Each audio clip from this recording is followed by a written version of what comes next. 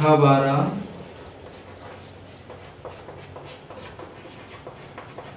Math आपकी में रूपांतरण द्वारा व्युत्क्रम। देखिए आप भी में हमें व्युत्क्रम ज्ञात करना है किसी मैट्रिक्स का रूपांतरण द्वारा, प्रारंभिक रूपांतरण। क्योंकि देखिए हम जानते हैं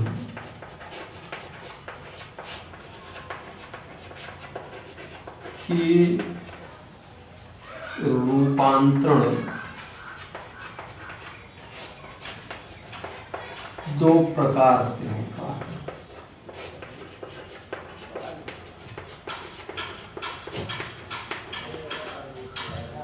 नंबर 1 पंक्ति रूपांतरण, पंक्ति रूपांतरण। नंबर 2 स्तंभ रूपांतरण, स्तंभ रूपांतरण। अब देखिए पंक्ति रूपांतरण 3 प्रकार से होता है, स्तंभ रूपांतरण भी 3 प्रकार से, ये सब आप जानते हैं। जैसे थोड़ा सा हम आपको इंट्रोड्यूस कर देते हैं। जैसे किसी भी पंक्ति को रिप्लेस कर सकते हैं किसी दूसरे संगत पंक्ति के द्वारा, और किसी पंक्ति को हम रिप्लेस कर सकते हैं उसी पंक्ति में किसी कांस्टेंट क्वांटिटी से गुणा या भाग करके, और किसी भी पंक्ति को रिप्लेस कर सकते हैं उसी पंक्ति में जोड़कर किससे, किसी दूसरी संगत पंक्ति में कांस्टेंट क्वांटिटी से गुणा करके। सेम प्रोसीजर आपका स्तंभ रूपांतरण के भी साथ होता है। तो इन्हीं रूपांतरों के प्रयोग से आपको आव्यूह का व्युत्क्रम ज्ञात करना है। देखिए जैसे आप रूपांतरण, प्रारंभिक रूपांतरण से कहें कि आप इसका व्युत्क्रम निकालो, तो आप वहां चाहे पंक्ति रूपांतरण का प्रयोग करो चाहे स्तंभ रूपांतरण का प्रयोग करो। अब इस संदर्भ में आपको काम करना है कि रूपांतरण मेथड से आव्यूह का इन्वर्स निकालना है। तो इसके लिए आप ध्यान दीजिए कि जैसे मान लीजिए एक हम प्रश्न लेते हैं कि इसका आपको इन्वर्स निकालना है। जैसे a बराबर 1 -1 2 3 का व्युत्क्रम प्रारंभिक रूपांतरण से। देखिए प्रारंभिक रूपांतरण से अगर आपको इसका व्युत्क्रम ज्ञात करना है तो आप सबसे पहले इस आव्यूह को कैसे लिखेंगे। देखिए जैसे किसी भी आव्यूह को लिखा जा सकता है, उसी आव्यूह में इकाई आव्यूह के मल्टीपल के फॉर्म में इसको हम लिख सकते हैं। यानी कि किसी आव्यूह में उसी क्रम के इकाई आव्यूह से अगर हम मल्टीप्लाई कर दें तो उस आव्यूह के ऊपर किसी प्रकार का कोई प्रभाव नहीं पड़ेगा। तो यहाँ पर देखिए इस बाएं पक्ष में a के स्थान पर हम उस आव्यूह को लिखते हैं, जैसे 1 -1 2 3। दाएं पक्ष में जो आपका मैट्रिक्स होता है उसको डोंट टच। अब i मीन्स इकाई आव्यूह, जितने कोड का ये होगा उसी कोड की यहाँ इकाई आव्यूह हम लिखेंगे, जैसे 1 0 0 1। इसके बाद आपको काम ये करना, देखिए कि जो आपका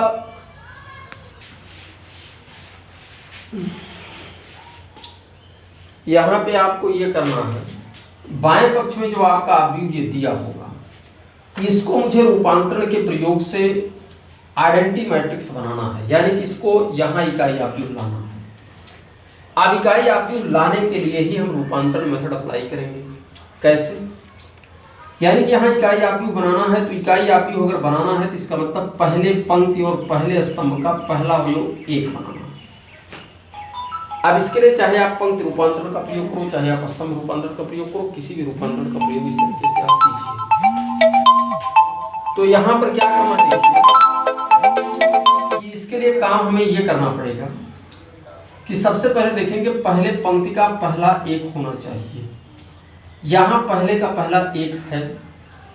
अब इसके बाद इसके सामने वाले को जीरो करना है। देखिए किसी के सामने वाले को जीरो करने के लिए इसके सामने और इसके नीचे दोनों को जीरो बनाना है। अब सामने वाले को जीरो करने के लिए क्या करना होगा, नीचे वाले को जीरो करने के लिए क्या करना होगा। अगर हमें सामने वाले को जीरो करना है तो इसके लिए हम पंक्ति रूपांतरण का सहारा लेते हैं। यानी कि इसको मुझे जीरो बनाना है तो पंक्ति रूपांतरण का हम सहारा लेंगे। यानी कि इसको जीरो बनाना है तो पंक्ति रूपांतरण। इसके नीचे वाले देखो, या ऐसे आप समझिए कि अगर आपको इसको जीरो बनाना है तो इसके लिए चाहे आप पंक्ति रूपांतरण का प्रयोग करो और चाहे आप स्तंभ रूपांतरण का प्रयोग करो, तो किसी के सामने वाला जीरो होता है, ये रहता है कॉलम में, तो इसको जीरो बनाने के लिए हम पंक्ति रूपांतरण का सहारा लेते हैं। यानी कि अगर यहाँ इसमें कुछ आके जुड़ जाए, क्या जैसे यहाँ अगर +1 हो जाए तो ये जीरो बन सकता है। इसके लिए मुझे काम क्या करना होगा, देखिए कि सबसे पहले या तो इसके नीचे वाले को ही जीरो बना लूंगा। अब इसको अगर आपको जीरो बनाना है, देखिए तो इसके लिए क्या करो कि यहाँ 2 है तो यहाँ -2 अगर इसमें जुड़ जाए तो आपका काम बन सकता है। तो -2 के लिए क्या करना होगा कि जहां 1 है उसमें हम किससे गुणा कर दें। देखिए अब इसके नीचे वाले को जीरो बनाना है तो पंक्ति रूपांतरण का सहारा लीजिए। तो इसका मतलब यहां पर देखिए अगर हम क्या करें कि इसको रिप्लेस कर रहे हैं दूसरी पंक्ति को, इसका मतलब R2 रिप्लेस्ड बाई, कैसे कि R2 में हम प्लस कर दें किससे, R2 में प्लस करें R1 में पहली पंक्ति में -2 से गुणा करें। अगर ऐसा काम मुझे करना है तो इसके लिए आपको क्या करना चाहिए, इसके लिए आप ध्यान दीजिए कि इसके लिए आप देखिए कि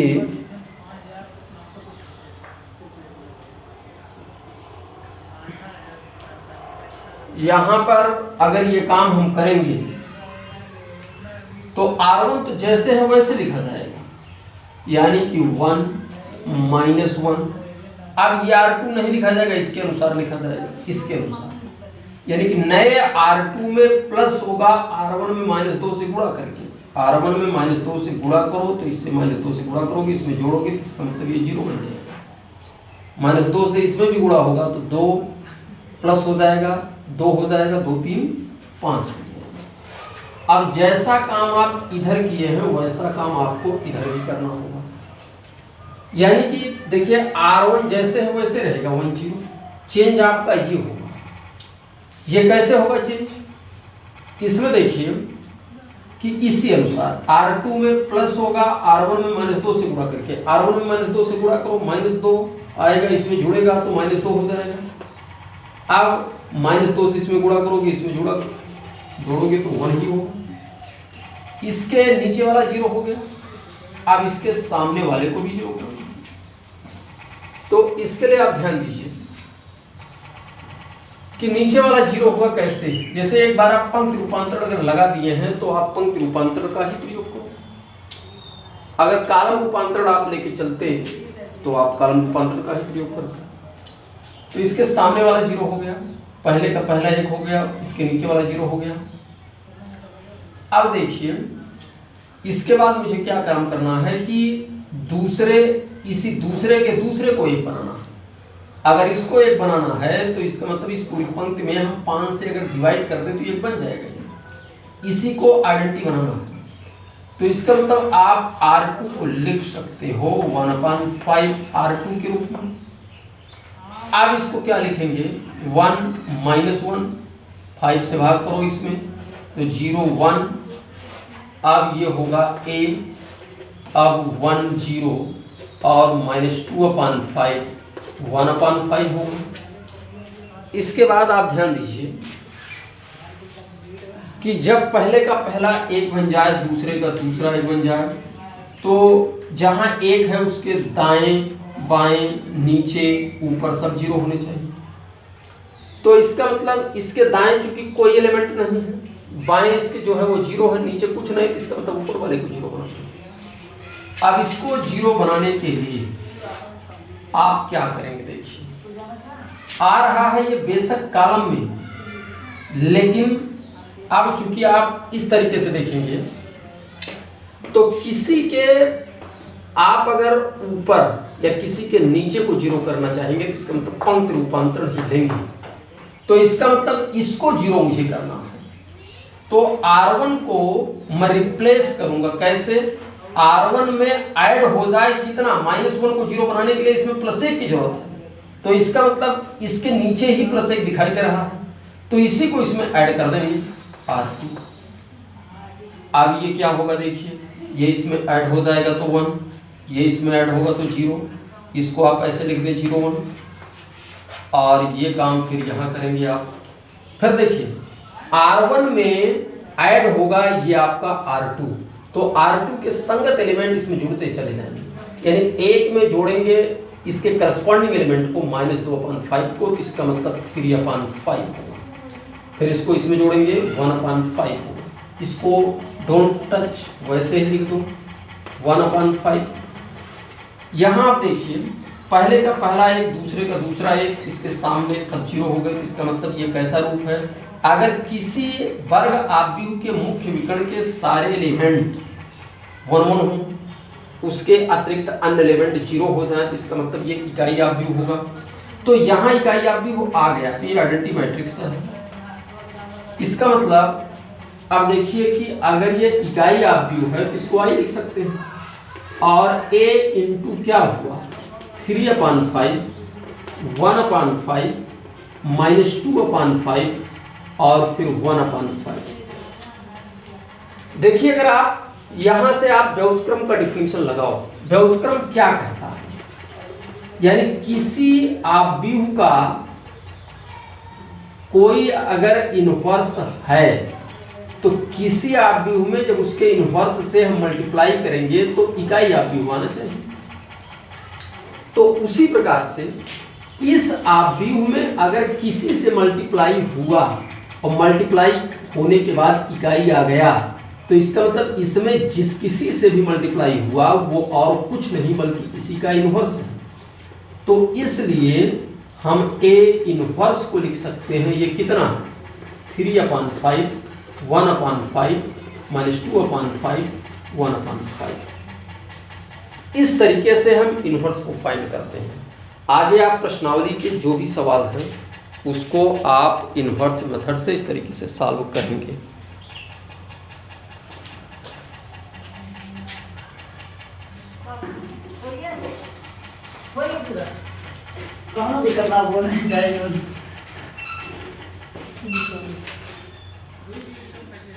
बस वही पूरा। हाँ।